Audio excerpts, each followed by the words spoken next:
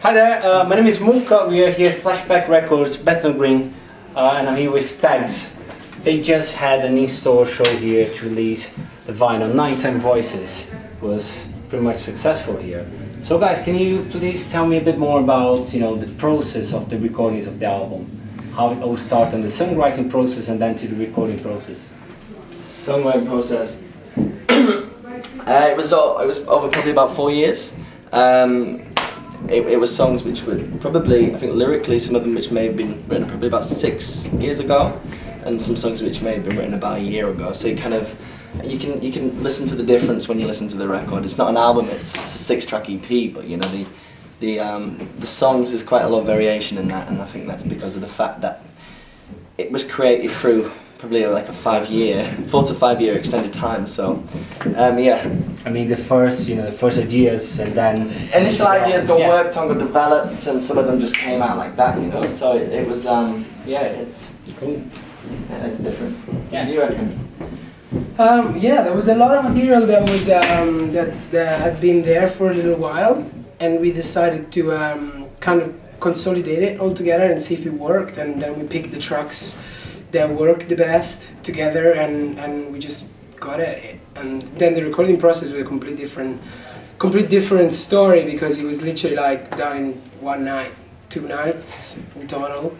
And apparently it was kind of supposed to be a demo, right? And then it was supposed to be a demo. That's why it was done so quickly, because we didn't really mean to do like an album sort of thing. We meant to just put down some demos to kind of revise later on, and then maybe go back into the studio to record the proper EP. But that kind of shit never works. Yeah. The reality is that kind of shit never works. What works is if you get a good solid track, then you work on that and you get it out, and that's what we did with the EP. Yeah, this album was, as far as I know, was recorded all live. I mean, all the rhythm section was pretty much live, even the vocals. I think 4 of the tracks on the vocals, like on the vocals on the track, like sorry, on the vinyl, they were like, the singer doesn't even fucking know. They don't fucking know. Yes, but yeah, like obviously there's some overdubs and things like that, but the majority is that once we when they listen to the tracks and we just play, it's like, whoa, there's something kind of special here.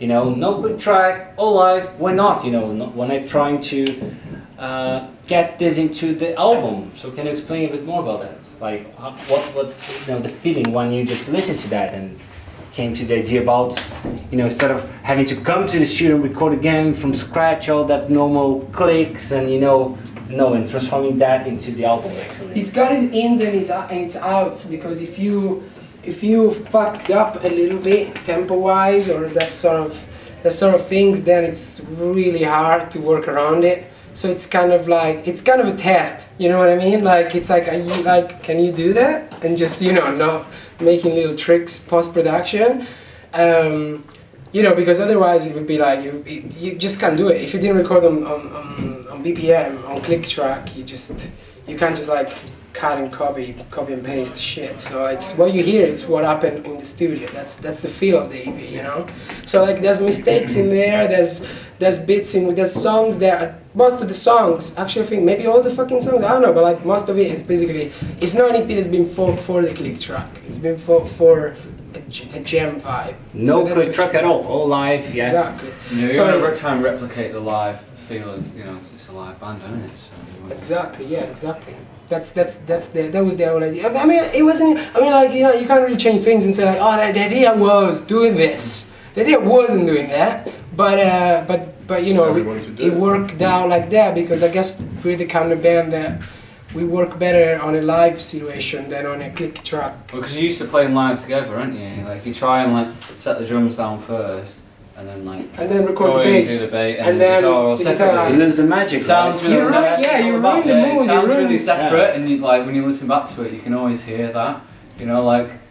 Always when you just do it live, I think, even though you might make a few fluffs here and there, but it's part of the record. The feel kind of like overshadows exactly, it. Exactly. It becomes the mistakes, which is like mistakes. I mean, the oversights are part of the piece of work in that sort of situation, Yeah. So yeah, I mean, I stand by that record. I'm proud of that record. I'm proud. Cool. Proud. My mom's proud. Yeah. My mom's proud. If you're my mama's proud.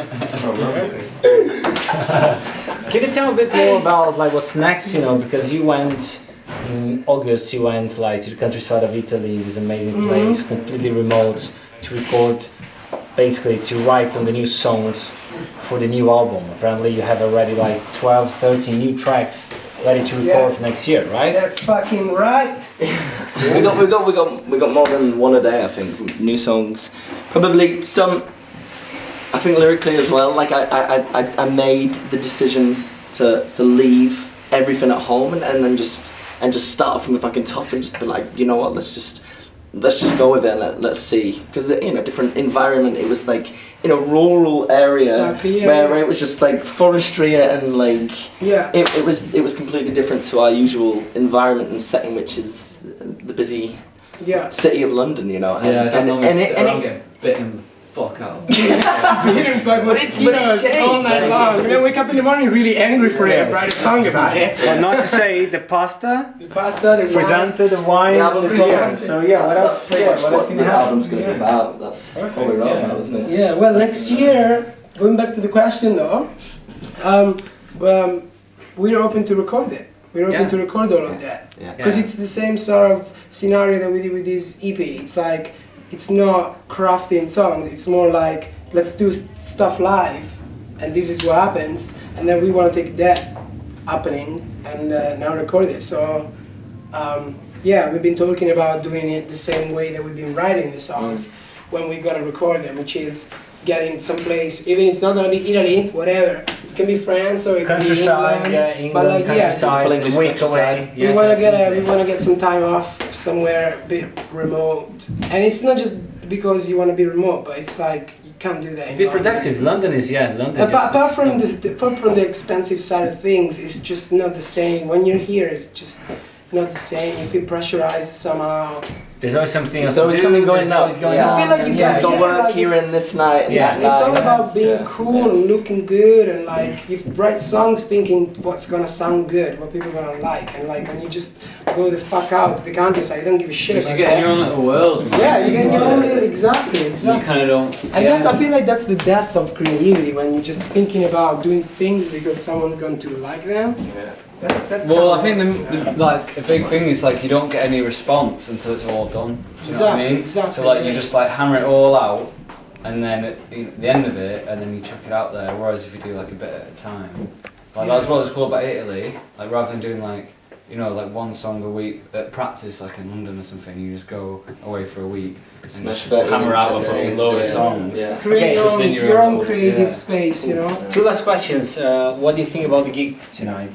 How was the environment of Flashback And Records? it's still got red you know? cheeks, man. So. I want to thank People Flashback follow. Records because, and especially KIARAN, because he was a fucking star. And they all made it happen, and this place is sick. I want to get a job here, so. There you go. You're gonna get my CV, KIARAN! Yeah, awesome. It was great. It was great. Okay. Great vibes. Okay, last one. Then I heard about like early next year you're gonna release a single from this album, from this EP, where only God knows. Tell me a bit more. What's the plan for like early January? What's happening? That's a good one. Okay. Man, you're making it hard right now. God damn it. Like if he was a random interviewer, he would ask easier questions. There you go. No, but yeah, I mean, I don't know, really. I mean, I feel like at the end of the day, that's up to the label to decide what sort of, Me? to decide what they want to do with it. Because I mean, like, like we're putting the trust into it, and yeah, whatever happens with it is good. At the end of the day, we stand by our work, and that's what matters. Yeah. Well, guys, I think that's it. Thanks very much for the gig. It was amazing. Thanks, man. Yeah. See you soon. guys. Cheers. Thanks. Thank you. Stan!